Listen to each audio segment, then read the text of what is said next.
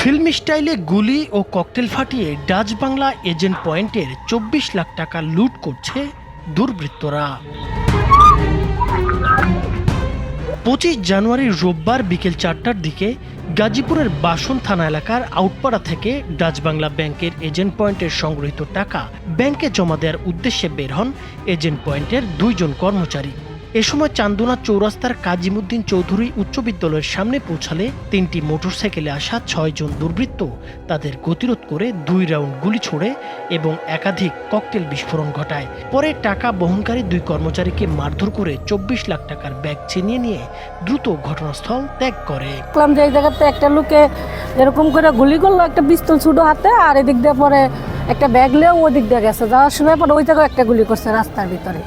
ভুক্তভোগীরা জানান, বিভিন্ন পাড়া মহল্লার দোকান থেকে সারাদিন টাকা সংগ্রহ করে মোট ২৪ লাখ টাকা উঠানো হয়েছিল।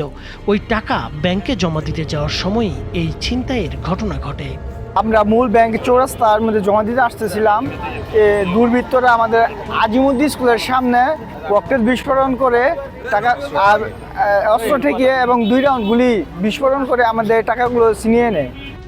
গাজীপুর মহানগর পুলিশের বাসন থানার অফিসার ইনচার্জ জানিয়েছেন, ঘটনার প্রায় ১ ঘন্টা পর পুলিশ ঘটনাস্থলে পৌঁছে আলামত সংগ্রহ করে এবং আশপাশের সিসিটিভি ফুটেজ পর্যালোচনার কাজ শুরু করে। তাদেরকে ৩টা মোটরসাইকেল আইসা ঠেক দেয় রাস্তা এবং ককটেল বিস্ফোরণ ঘটায় তাদের এই টাকাগুলি নিয়ে যায় মর্মে আমরা জানতে পেরেছি। এই ব্যাপারে আমাদের একাধিক টিম কাজ করতেছে। আমরা ভিডিও ফুটেজ সংগ্রহ করে আসামিদের শনাক্তপূর্বক টাকা উদ্ধারের জন্য তৎপর আছি। এই ঘটনায় এখনও কাউকে গ্রেপ্তার করা যায়নি, তবে বিষয়টি গুরুত্ব সহকারে তদন্ত করা হচ্ছে এবং প্রয়োজনীয় আইনগত ব্যবস্থা নেওয়া হবে বলে জানিয়েছেন তিনি। নাইমুর হোসেন, মাছরাঙা টেলিভিশন।